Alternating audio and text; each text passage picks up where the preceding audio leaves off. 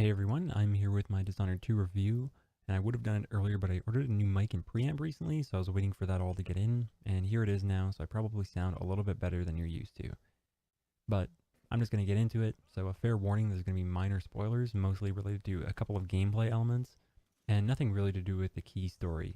I'm not going to spoil anything that has to do with the ending of the game, or really anything like that, but Dishonored 2 makes quite a few improvements on the first game. But my initial verdict is that it's the sort of game I would have rather gotten on sale. When E3 happened this year, the only game in that entire conference that I was looking forward to was Dishonored 2. I'm still looking forward to Mass Effect Andromeda and Legend of Zelda, but those come out next year. So 2016 uh, was looking a little slow for me. So I just went ahead and I was like, okay, I'm going to buy Dishonored 2 right away. I bought it the day it came out. I was probably one of the first few hundred people because I was like refreshing that page waiting for it to be available on Steam. But to get into the game, it starts up and Emily from the first game has now grown up and she is the Empress. And then some evil chick who says she's related to your mum shows up and overthrows your rule of all the lands and that sort of stuff. This is the point where you choose who to play, Emily or Corvo, and whoever you choose is dragged away, and then the other person is like frozen or something like that. And 5 minutes into the game, I'm thinking of Star Wars. An evil family member with special powers shows up. Your friend is frozen. There's an empire. 10 minutes later, our hero gets powers of their own. Not that it's a bad thing. I just kind of found it funny. So, off on a small rant here on the intro of this game as well. There's a character introduced in the opening scene, Duke Luca Abel, and he's voiced by Vincent D'Onofrio, who plays Wilson Fisk or the Kingpin in the Daredevil series on Netflix. He's one of the coolest villains in TV that I can think of. He's so well fleshed out. There's so much behind his character, and you get to see his motives and why he is the way he is. At least just as my opinion. But yeah, I was hoping this dude would pop up a few times throughout the game, and we could learn more about him because just purely based off the fact that he's Wilson Fisk, I wanted it, but it doesn't happen. Maybe I missed out because there's books laying around the game and that sort of stuff, and I could have learned more about him. I doubt it, but it just kind of bummed me out because there's really nothing about him until the mission where you meet him, and that's it. His voice is on some recordings and like playing over speakers sometimes, but nothing else. So his voice kind of set the expectations too high for me on that character. But after that intro, the game kind of just kicks off, and it's really cool. It makes, like I said, a lot of improvements over the first one. So the combat, the kills, that sort of stuff, all the creativity you can do in combat is really amped up. So the gameplay mechanics and fighting and that sort of stuff is all really fun, really cool. And even though I didn't sneak around too much, when I did, especially early on when I didn't get some of my more powerful powers or upgrades yet, I could still see why sneaking was fun and why people could be into that. But the problem is that I felt like that's all there was to it. It was cool combat, neat kills, and the story just wasn't there for me. I found myself wanting to finish a mission just so I could get to the next one and be closer to the end. At this point, I'll just let you know that I was playing on very hard, doing high chaos, so that might skew my opinions here. Maybe the game is really fun sneaking through it, but the sneak animation is the exact same as the first game. I wanted to see all the cool new, fighting things, and even with that playstyle, ended up beating the game in only about 13 hours. Keeping in mind, I probably missed a total of like 3 runes and bone charms. I wasn't rushing these missions. I pulled that heart out constantly, and I was always looking to find those because I was making videos on some of the harder locations to find. And yeah, I tried my best to get everything. 13 hours. I had a lot of deaths in there, like I said, playing on very hard, and I was just kind of like running into combat.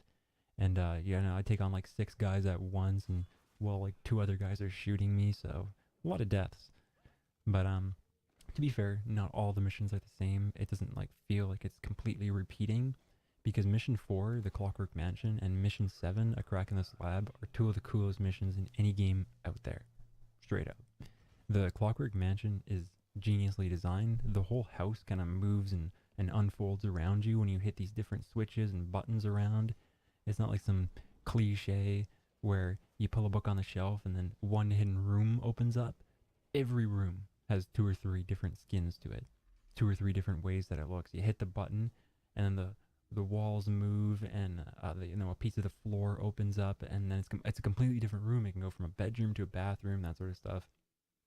So yeah, that's all really cool, and it opens up a lot of cool puzzles and like ways to navigate the level.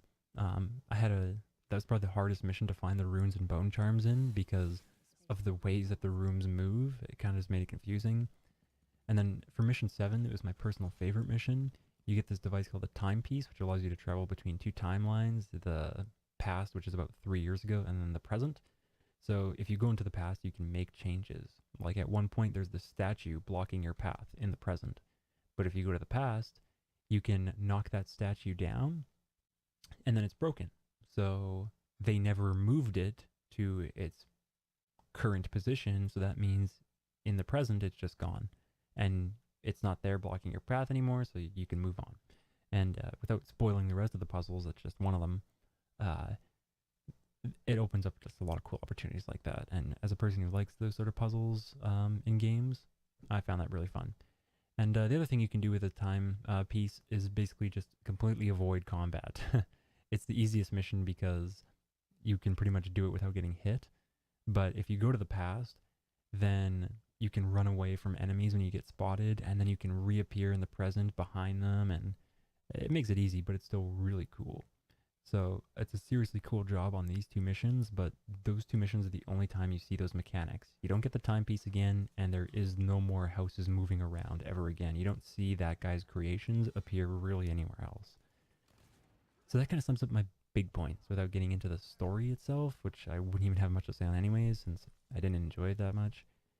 And yeah, if they make a 3rd one, my 2 main hopes are that they expand the world, and that the final boss is that stupid outsider guy, because I want to just put an end to whatever influence that nerd has on the actual world, because I just find him so annoying. He teleports around you, and it takes your character a few seconds to react to where he's moving to. It's dumb, he's dumb, and I don't like him, and I hope you knock him out, and that's the end of him in the 3rd one. But back to the first point, I can picture this game expanding like how The Witcher 3 did. Like, if you open up this world and take away these missions where you're stuck in one level, and yeah, sure, in these levels you have 12 different ways to approach every situation, but I want this big open world, because I think this game could work with it, with, a little bit of tweaks. But like, give me side quests. Like, I want to be able to revisit these areas. I don't want to just be able to say, oh, after you're done mission 1, guess what? You're never going back. If you missed those runes, too late. You missed them. That's it. Give me some opportunities to go back and explore. And also, like, you should be able to see your influence. In the first game, if you did high chaos, in the next mission, there was more bad guys. There was more people on patrol. That doesn't happen in this game as far as I can tell. The missions didn't get harder. They got easier because I was leveling up.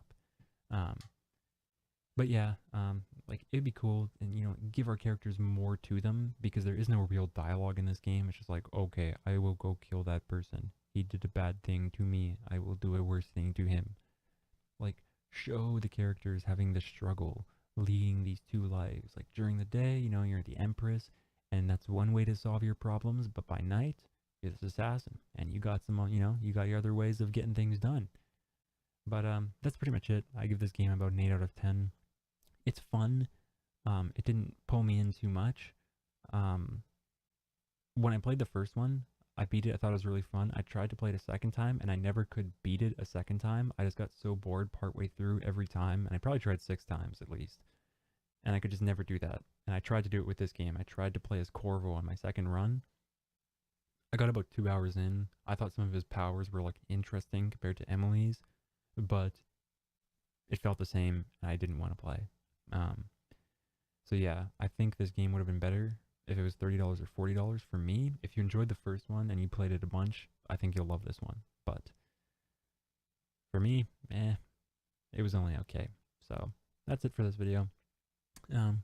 Likes and comments are appreciated if you're into that sort of stuff. But till next time, bye for now.